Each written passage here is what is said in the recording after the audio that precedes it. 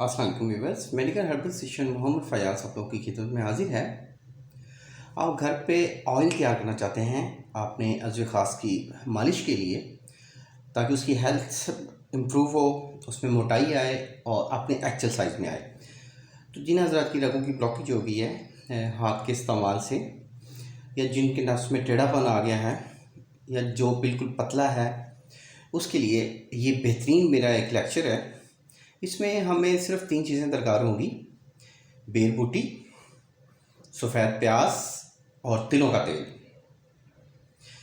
Bell बूटी आप लें तकरीबन 20 ग्राम, और वाइट प्याज इसमें डालें 100 ग्राम, और इसमें तिलों का तेल ऐड कर दें 200 ml। ये ऐड किया, इसको अच्छी तरह चूल्हे पे पकाएं। जब हाफ़ रह जाए उतारें, उसको किसी भी शीशी में महफूज करें। इस ऑयल से रात को सोते वक्त मालिश करें, नरम हाथों के साथ नरम मसाज करना है 1 से 1.5 मिनट का। सुबह उठ के उसको वॉश कर लें।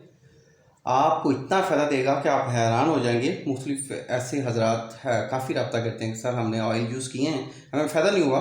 हमारी प्रोडक्ट बाद में यूज़ करें, सबसे पहले इसको इस्तेमाल करें, इंशाल्लाह यही आपको बड़ा फ़ायदा देगा। अल्लाह आपका हामी नासिर हो। शुक्रिया, जज़ाकल्लाह। अल्लाह हाफ़िज़।